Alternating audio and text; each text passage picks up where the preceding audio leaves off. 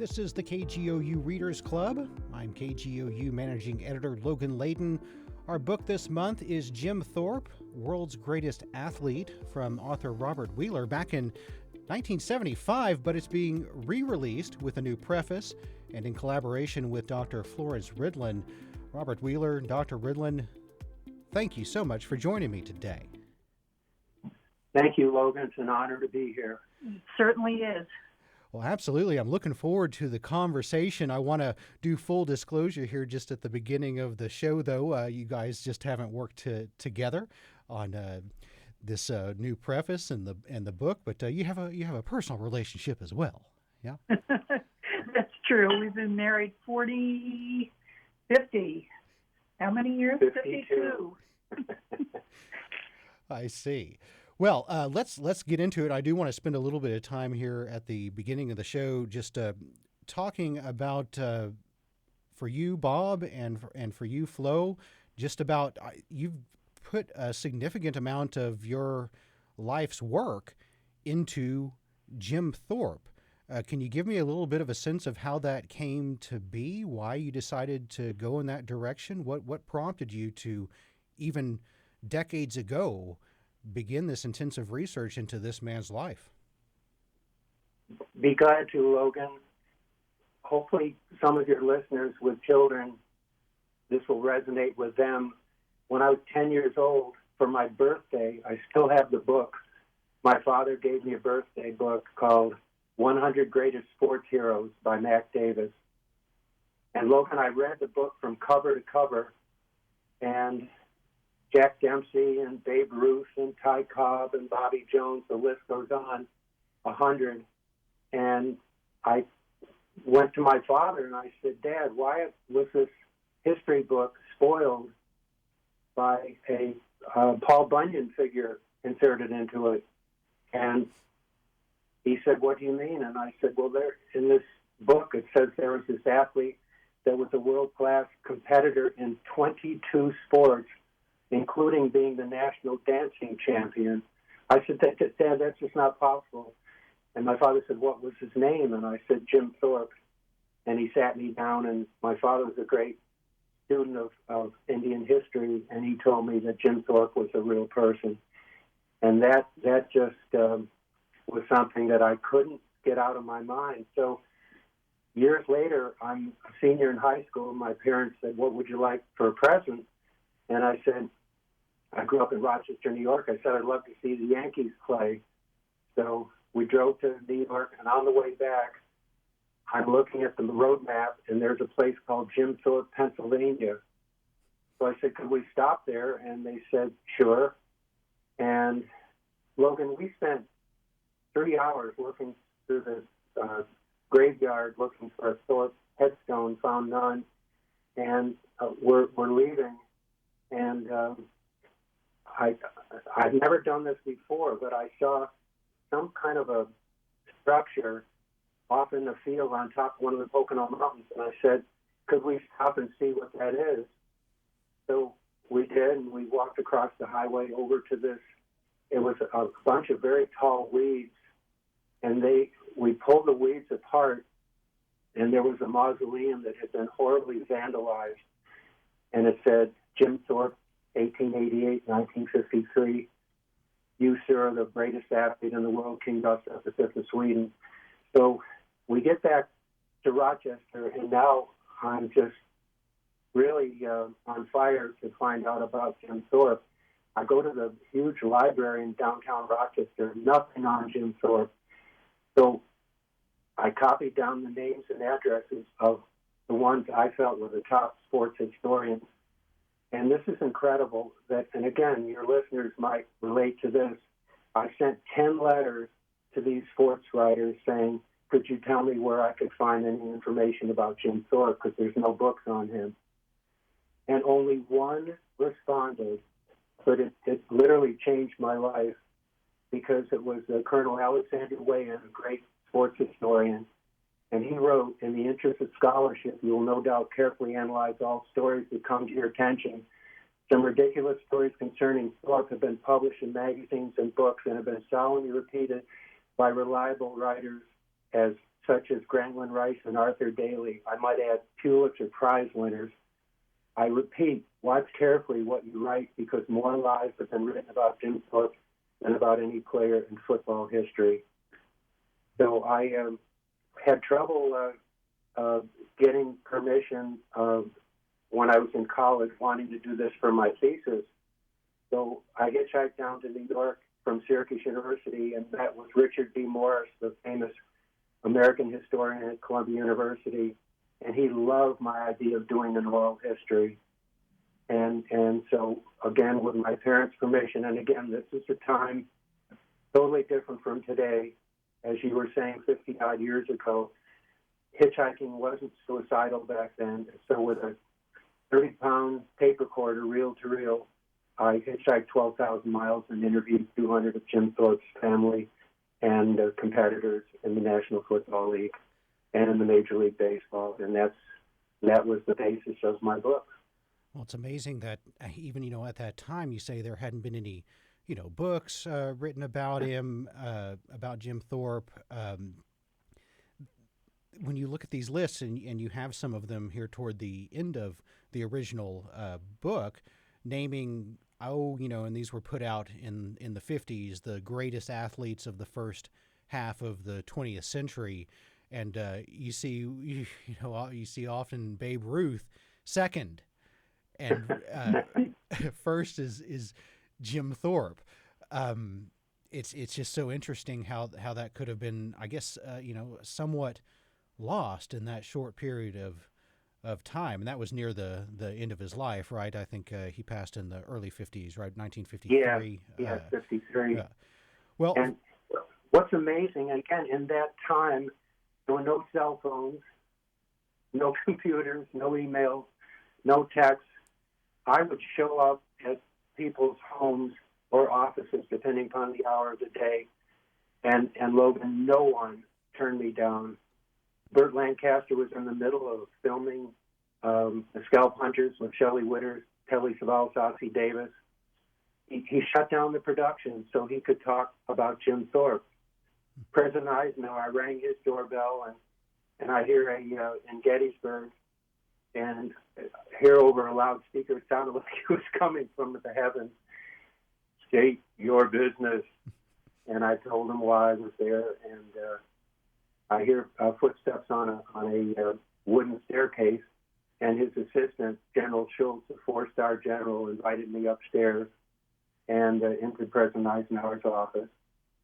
And instead of, I could tell he was reading a dissertation, and instead of, he got up and walked toward me. He was very frail. This was during the time of 7 heart attacks that he was going through. He walked over to me, and instead of reaching out and shaking my hand, he reached into his back pocket and pulled out his wallet because he could see the Gettysburg sign that I had taped onto the tape recorder. And he said, "I do not approve of hitchhiking. It's very dangerous. If I give you this money, would you promise not to hitchhike anymore?" So I told a white lie. I was not going to take his money, and I promised him I would. I said I did have money, which I really didn't. But he then invited me to sit down in a rocking chair across from his rocking chair. And Logan, he remembered every play that he competed against Jim Thorpe for the national championship college football in 1912. He had 5 future generals as teammates, and they lost decidedly to Jim Thorpe and the Carlisle Indians. And was just, again, everybody I spoke with, Mrs. Whistler, Jim's teacher at Carlisle. I read in an article, I said to her, I read that Jim was a failure as a student.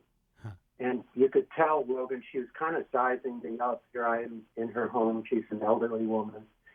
And after about 5 minutes of conversation, she excused herself and she came back and gave me Jim's report card. And it was in great detail, and it was a solid B average. So, again, that racist myth was not true. There are so many falsehoods out there, or have been, at least over the course of the last century plus about Jim Thorpe, and that's one of them, that he was somehow a poor student, Yeah. which just wasn't true. Dr. Ridlon Flo, when did you get involved in this? So he must have been doing this around the same time that the two of you were developing your relationship. Tell me where your passion about Jim Thorpe comes from. Actually, well, I was involved in earlier things, but not to any great extent. But it was in 1982 when we decided that if Jim Thorpe was ever going to get his medals back, this was the time to do it, because the Olympics were coming up.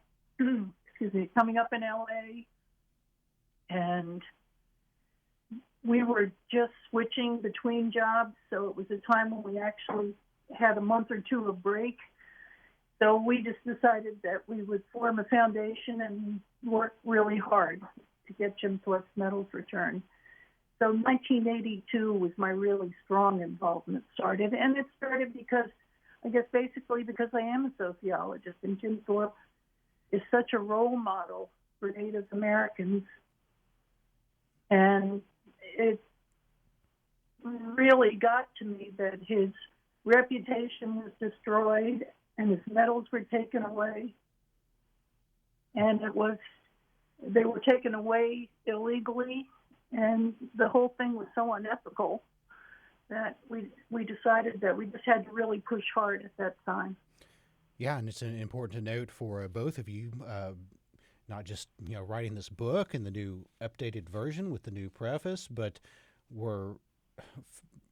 played a very important role in the eventual return of Jim Thorpe's medals, or his recognition that he did legitimately win these events and deserved these gold medals from the 1912 Olympics. So your involvement with the Jim Thorpe situation goes well beyond doing research and writing a book, right? Well, thanks. Yeah, it's been a passion with both of us since 1982. Well, let's talk about the book. And once again, I want to make clear to the listeners that Jim Thorpe, World's Greatest Athlete, that was published back in 1975, right? Yes. And here we are 50 years later.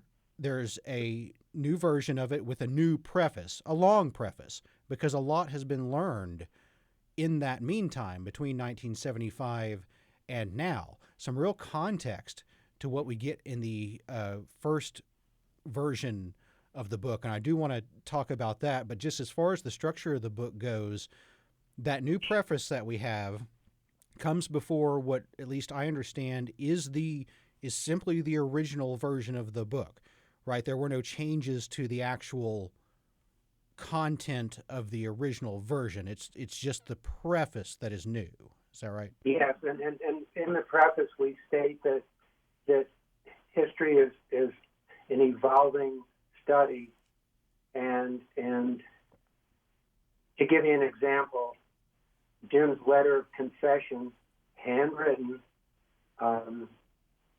signed by Jim, he didn't write it. And thanks to the incredible work that historians in Carlisle, Pennsylvania, with the Cumberland County Historical Society and Dickinson College, they have unearthed literally thousands of letters, report cards,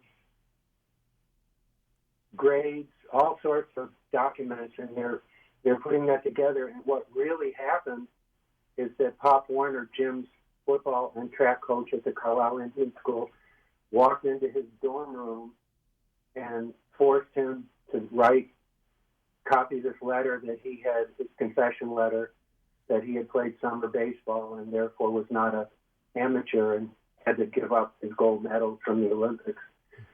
He forced Jim to sign that. And Jim did not have a lawyer. He did not have any counseling. He did not even get to meet with the AAU.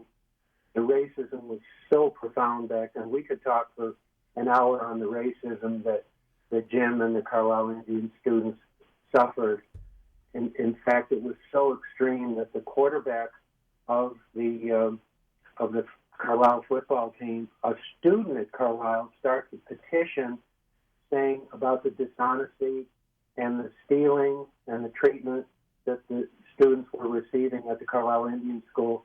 And he knocked on the door of a local congressman's home, and they sent an investigator over unannounced to Carlisle, and it ended up shutting down the school. That's how powerful Jim's friends were, and how powerful the abuse that the students were suffering at that time. Yes, and what really got this. It was Gus Welch, who was his teammate and roommate, and what really got him riled was that instead of standing by Jim Thorpe and admitting that he sent him to play the summer baseball, which he did, and instead of admitting that, he and Moses Friedman, the superintendent of the school, who also knew Jim played baseball, there's a written document that we've seen now where he's talking to the Indian agent, and he says that Jim has been allowed to go play summer baseball for 2 summers. So all this stuff has come to light since. I mean, initially we had Pop Warner was probably never our hero, but after this we realized that the collaboration between Pop Warner and James Sullivan, the head of the AAU, and the American Olympic Committee at that time, was just horrendous, and they basically threw Jim under the bus to save their own careers. And it's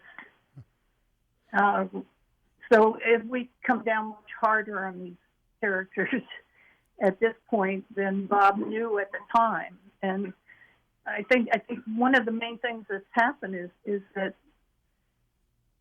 Jim was in Carlisle, which was a Native American boarding school, and his treatment was not bad. He had, at the time that we're talking about, the 1911, 1912, his treatment was wonderful there because he played for Pop Warner, and Pop gave his team members just about everything. I mean, they had good meals, and they had free clothes and everything a student could possibly want. But this was not the case for everybody else at the boarding school.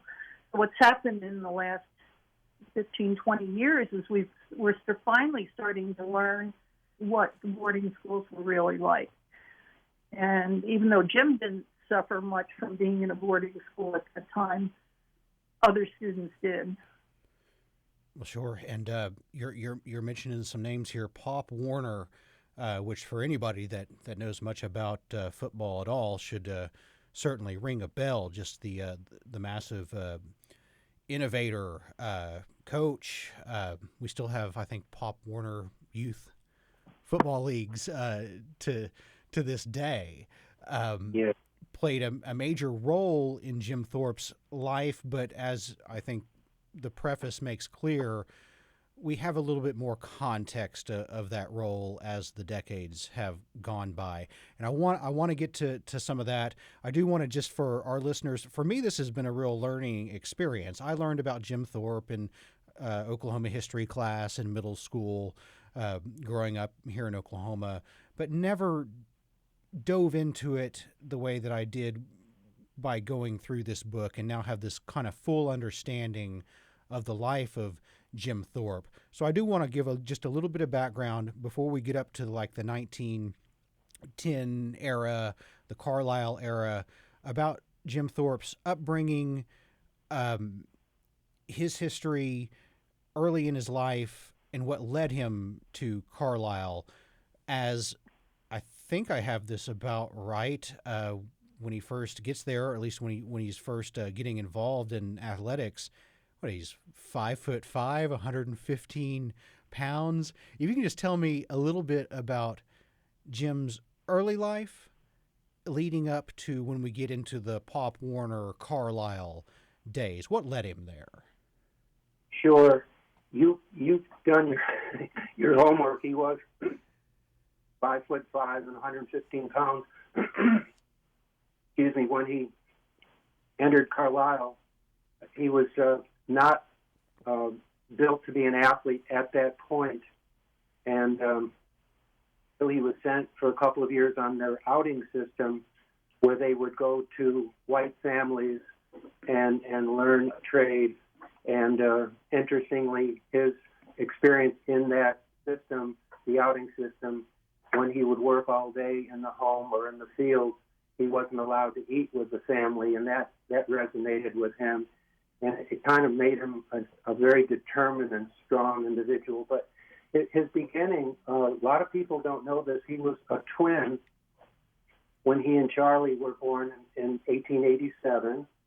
And his dad was Sac and Fox, his mom was Potawatomi.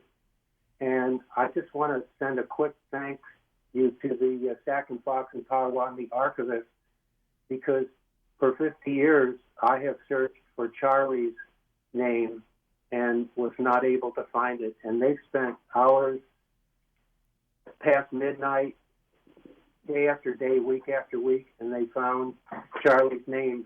Jim was Bright Path, his Sac and Fox name in Potawatomi, and Bright Path, right? Yeah. Bright Path, yes. And the custom was the mother giving birth oftentimes would name the child after a sight that she had experienced. And so when Jim was born and Charlie, her pathway to the cabin was illuminated with lightning flashing in the sky, so she called Jim Bright Path Wathohuck. And Charlie, a lot's not known about him because he died of pneumonia from a disease in a boarding school when he was only 8 years old. Charlie's name was Pathfinder. And again, I thank the Potawatomi and the Sac and Fox archivist for finding that Semiata Pathfinder. But when Jim was 10, to give you a little idea of his childhood, one of his favorite stories was playing the game Follow the Leader. And he would dive into the North Canadian River, if you can believe that was the name of it, in Oklahoma, and swim across it, and then climb over a fence, run underneath a wild bull, climb to the top of a fir tree and float down, and that was his favorite game. And it's interesting, one of his sons, of whom I interviewed with him, and along with all of Jim's children, I was blessed to be able to interview. He said that Chief Jack Thorpe, one of Jim's sons, told me the story that he got the top athlete in town and to try to replicate that Follow the Leader thing. And he said, we got the film crew and everybody ready, and this great athlete jumped into the Canadian River to swim across, and they had to pull him out because it was too hard for him to swim across it. So kind of reminds me of an Olympic historian say Jim was an athlete teleported from the future, as Dr. Bill Mallon told me that one. He said he was like a different life form in his athleticism. But Jim also said at the age of 15, he said there wasn't a wild horse I couldn't catch, saddle, and ride. And then at 16, that's when he went to Carlisle. His father said, I want you to show the world what you can do.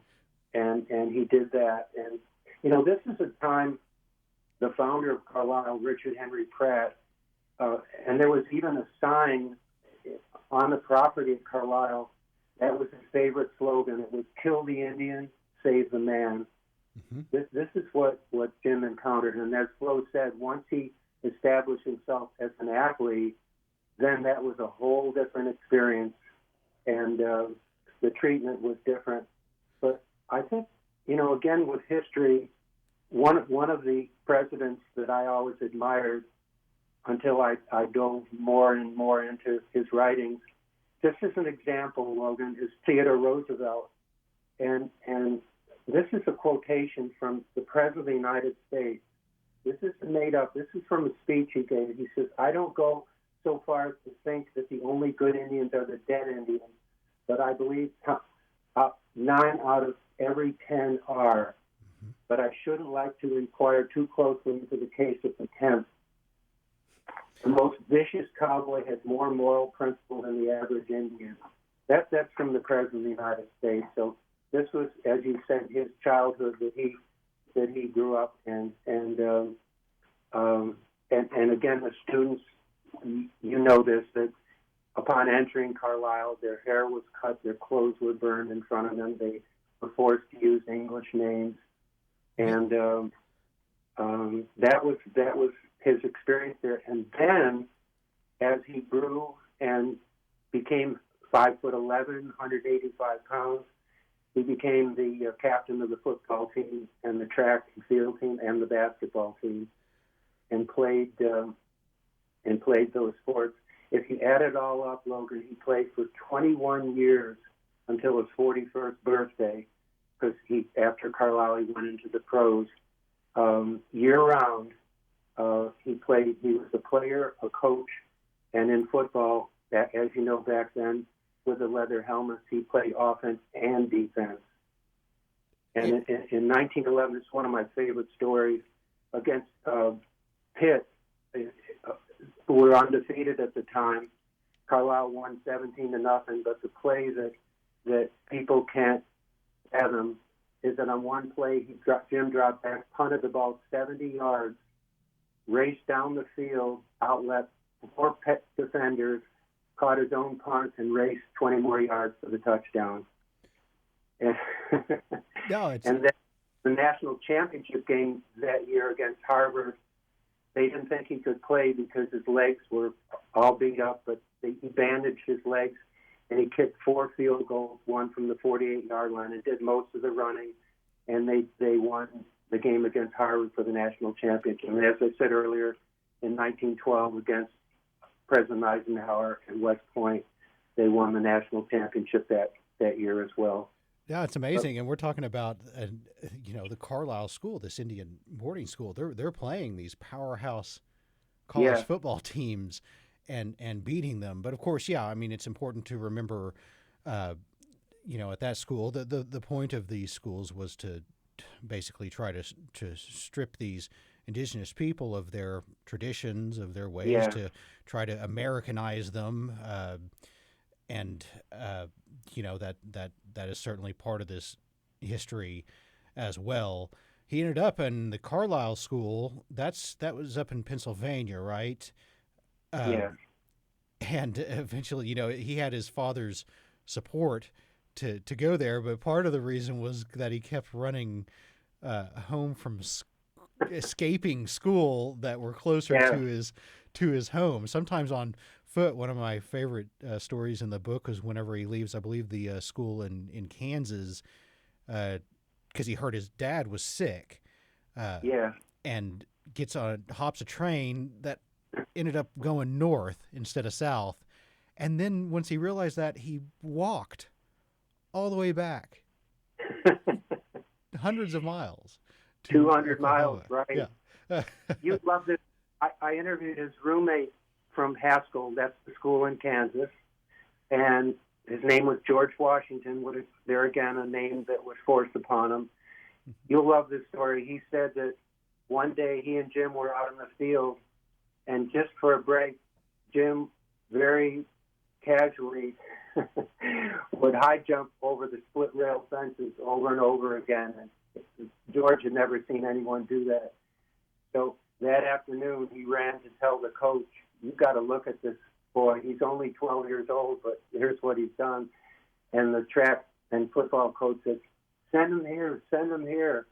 And George went to get him. And as you told the story, Logan, that was the exact day that Jim ran away from the Haskell School and never to return. Yes, indeed. So he needed to go further away, harder to walk from Pennsylvania. This is the KGOU Readers Club. Just to remind everybody, I'm managing editor Logan Layden. The book we are talking about right now is Jim Thorpe, World's Greatest Athlete. That's from Robert Wheeler, who I've got with me here, from 1975. I've also got Dr. Florence Ridlon, who also contributed to the whole Thorpe project, as well as the new preface to the book, which is why we're seeing this most recent re-release. Uh, folks, you'll have to just read the book if you want all the details of Jim Thorpe's past. But as we get into these Carlisle days, um, they're this just amazing football team going up against the powerhouse collegiate teams of the time, and Jim Thorpe is really, in a lot of ways, the backbone of that team. But so was their coach, and I want to talk about Pop Warner a little bit here, because when it comes to the new preface, you've seen Coach Warner in a bit of a new light. In the original version, he is very much sort of presented as basically being on Jim Thorpe's side the whole time, recognizing how special he was, working to make sure he was properly recognized and was able to fulfill his potential. But, okay, so for folks who don't know, whenever Jim Thorpe went to the Olympics, and again, we're not talking about football, Bob, as you mentioned, he was so expert in so many sports, including track and field. The 1912 Olympics, he goes there, and I'll let you just go ahead and tell folks, how did he perform in those Olympics? Well, as I said earlier, the historian said he was teleported from the future. It was like he was running alone, the reporters at the Olympics would say. And maybe my favorite story from the Olympics, again, which would inspire, I know would inspire your audience, especially the younger listeners, is before the final event of the decathlon, the 1,500 meters, Jim goes out to the field and he opens up his gym bag to put on his shoes, and someone had stolen his shoes. So he raced back into the locker room, and again, it was a very racist environment on the Olympic team. He slept in steerage on the way over to the Olympics on the ship. All the other athletes, most of the other athletes slept in first-class accommodations. The founder of the AAU and the U.S. Olympic Committee decided that James Sullivan said that he has to sleep, he and any minority sleep in steerage. So Bo and I interviewed, this was after the book was written, interviewed Jim's roommate on that ship, Abel Kiviat. And Abel was in his 90s when we talked to him, and I said, Abel, you are very, very proud of your, he kept saying on Hebrew, your Jewish heritage, and it says here you ran for the Irish American Athletic Club. And Abel said the reason for that is that if you were a world-class track athlete in the New York City area and white with European genetic background, you ran to the New York Athletic Club. If you were a minority, you ran to the Irish American Athletic Club. That's why it lists me as running for the Irish American Athletic Club. But as Jim was now maybe a minute away from being disqualified from this race and losing the decathlon, which he was way ahead in if he didn't compete in the last event, the 1,500 meters, he found one shoe in the locker room that was too small, and he ran out onto the field. Now less than a minute, he takes a burn barrel, dumps it onto the field, and there's another shoe in there, a right shoe, which was too big. He threw on extra socks on the right foot and squeezed his left foot into the other shoe, made it to the starting time with seconds to spare, and set a world record with the 1,500 meters and won the gold medal. So I love that story for people not to get discouraged and to deal with adversity as Jim was able to do. And there's what I love when I give that story in different audiences, the reaction is incredible. The people to talk about their upbringing and how they didn't have the Nike swoosh on their shorts and they didn't have the shiny track shoes. So it's his journey, I think, I don't think I'm convinced it's very inspirational to people. Well, and there's I believe the photo is in the book there of him with his mismatched shoes and still out there breaking records. So he performs amazingly at the Olympics, wins gold medals, international hero, ticker tape parade in New York. And then it's not long before it's discovered by happenstance in the book through an interview with a newspaper reporter and a picture on the wall that Jim Thorpe had played him a little bit of professional baseball over the course of a couple of summers, making practically no money, but professional baseball nonetheless.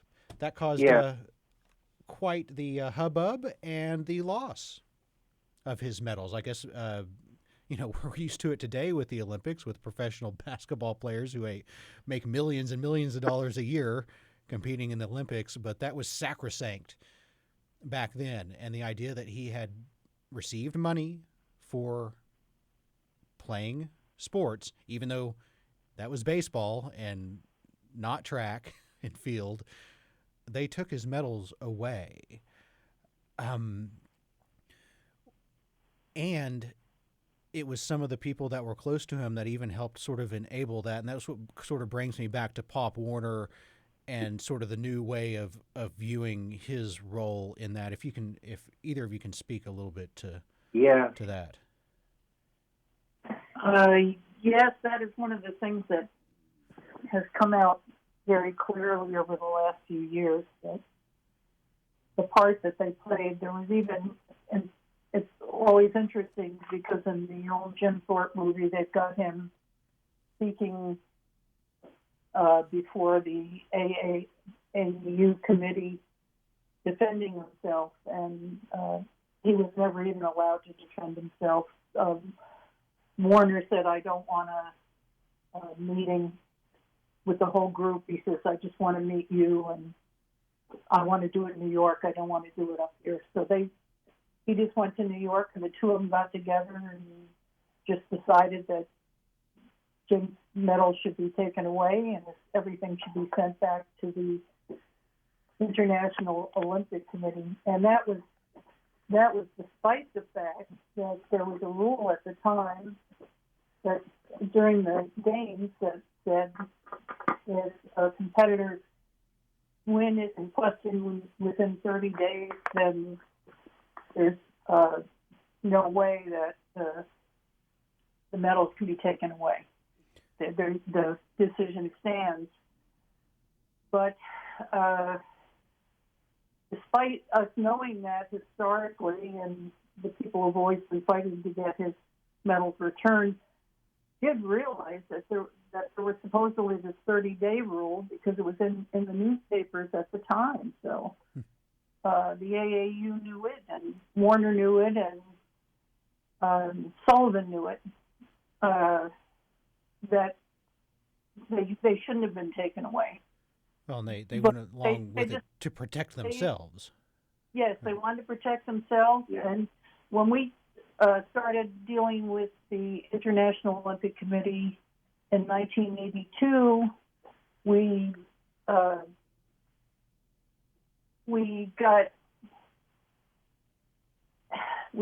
had written letters to President Samaranch of the IOC, and he said, we asked him for a copy of the rules from the 1912 Olympics, and he said there were no written rules for those Olympics. Not true. Not true at all. But that's what we kept on bumping up against. Nobody had a copy of it that we could find, and the IOC said they didn't have a copy because there were no rules. So I went and started looking through the Library of Congress and found a sports historian there, Dave Kelly, who was just wonderful. So he and I went and looked through, and then it was card catalog. We went and looked through the whole card catalog on anything to do with the Olympics, and then narrowed it down to the 1912, and there was nothing that listed the rules for that Olympics. And he could see how discouraged I was. So he said, would you like a stack pass? Where anybody who loves to read, a stack pass at the Library of Congress is just wonderful. So I said, of course. So I went and looked through the Olympic materials that they had, and the Library of Congress is a bunch of metal bookcases back to back, and goes on for miles. So I went and started looking through everything. Was just ready to leave, feeling very discouraged because, again, there was something for every Olympics, but not for that one. So I started walking out, and just something made me turn back. So I just went back and put my hand down. It seems very weird, but I put my hand down between two bookcases that were back to back. And I felt some papers down in it. It was very thin. And I pulled it up, and it was the rules and regulations for that Olympics. And in it was the 30-day rule. So we had them on a legal technicality at that point. Yes, indeed. So, yeah, basically the rules from those Olympics said if you were going to protest a medal winner, it needed to be done within 30 days. And this protest, as it relates to the professionalism of Jim Thorpe, didn't happen until well after that. So yes, it was later. illegitimate to take the medals away on his face, and it took 70 years to get that to change. Plus, right, wasn't there something even just within the last couple of years, even beyond the reinstatement, which happened in the early 80s? We were really discouraged when we realized that the IOC was going to list Jim Thorpe as a co-champion. Mm-hmm. So they returned duplicate medals to the family. They fought us on every step of the way. They said they were going to mint some coins for them. And we said, no, we want duplicate medals. And they said, no, we don't have the molds for the medals. And at that time, Sports Illustrated writer was writing an article about it, and he had one of his colleagues was over there, and he had him look it up, and sure enough, he found the actual mold for the medals for that year. So they ended up doing duplicate medals, gave them to the kids, and then it came out afterwards that they were only going to list him as a co-champion. So that's been the cause that we've been dedicated to for the last few years with Bright Path Strong, which is a Native American-led organization. And the goal was to finally have Jim Thorpe fully reinstated as the champion for those two events. Why don't you tell me about that? Yes, to have him reinstated as the sole champion. So this incredible group called, as Flo said, called Bright Path Strong. It's a nonprofit, Native-led organization whose mission is, as they say, to create, to share, and to amplify authentic Native American voices and stories, past and present, and to continue Jim Thorpe's legacy of community service. That's a whole other area of his life that's never been reported on after his playing days were over. But they led this incredible fight and had a massive petition drive, and it attracted the attention of Olympic gold medalist Donna Deverona, who I used to work with at ABC Sports. And I talked to her about it, and she said, I'm going to contact you with Anita DeFrance, who formerly was the IOC executive board member and the U.S. representative. And when we talked to Anita, she wrote an op-ed in the Washington Post that said one of the most egregious miscarriages of justice in sports history and a stunning episode of early 20th century bigotry. So she fought tooth and nail to get the IOC to list him as the sole champion.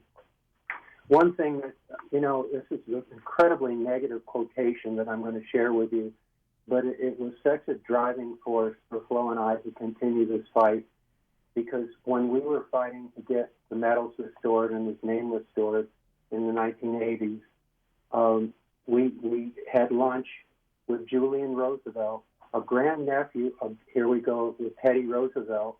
He was the IOC representative to the U.S. and on their executive board, too. And we told him we had 3.5 million signatures on the petition, 2 million of those from the JCs. A gentleman named Ron Busey from the Ohio JC started this petition drive among the JCs that went international. And here's what he said to the reporter of the Washington Times. He said, in an attempt to convince one of the records to bring up the topic again, that's the reporter asking him, Roosevelt's response was that, quote, the subject is closed. They could get the entire country, the President of the United States, Arafat, and anyone else to sign the petition, and it won't do any good. So that was a done deal until Flo found that document, the rules. And I think in one of the interviews Flo gave, it's interesting that she was able to use the same words that Avery Brundage, who again was good enough to give me an interview time in 1967.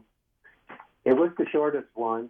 Again, I say that so that your listeners might not get discouraged when something they request is ignored. But that interview with my tape recorder running lasted about 90 seconds. And I said, why have you not, over the last 40 years, reopened the Jim Thorpe case? And he said to me, son, you don't know your law very well, do you? And I said, what do you mean? And he said, ignorance is no excuse. So in 1982, Flo was able to say, ignorance is no excuse because they ignored that 30-day rule. To the IOC, right back at you, Yes. Folks.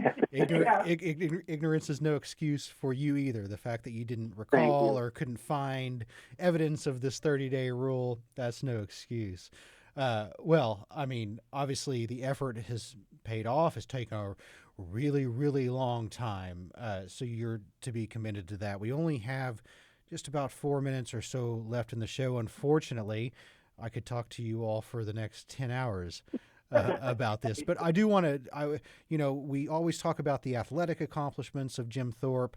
Can you give me just a sense, his life did not end after his professional athletic career. His life was filled with a lot of heartache. I mean, obviously, his twin brother dying, death was something that he had to deal with on multiple occasions throughout his life, but he also, post his athletic career, if you can ever say there was a post his athletic career, because he was still kicking field goals and things like that in his 50s and 60s. Right. But give me just a little sense of that latter part of his life and his sort of giving back to the community, if you could, pretty briefly Well, here. Yeah. probably one of our favorite things is what he did in Hollywood after from about 1930 to 1950. When he was a bit player. It wasn't any big roles. It wasn't a terrific actor. But when he went to Hollywood in the 30s, it was during the Depression, and he and his friend Cecilia Blanchard created what they called the Indian Center. It was they needed to create something because the Screen Actors Guild did not allow Native Americans to be members at that time. So if an Indian went in to play a part, well, frequently the Indian parts were played by whites who painted their skin, but an Indian playing an Indian would get half the salary that a white playing an Indian did because they had no union. So he created this Indian Center, and he would bring.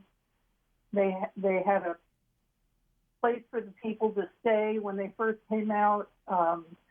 They got them. Jim got them jobs because he was the biggest name who knew the most people, and it's just, and he did so much, and he was so generous, probably to a fault at sometimes, but he helped these people so much that eventually they started calling him by the Sac and Fox name Akapamada, which meant caregiver. And so during that whole time, through all those years, he not only supported himself, but he helped other Native Americans to support themselves through the efforts in the film industry. Yes. And that's probably our favorite thing of the things he did. Of course, he went across the country talking about Native American rights and usually doing things for free, not even charging expenses when he talked. But this, after all he went through, here he was for those years trying to help other people survive.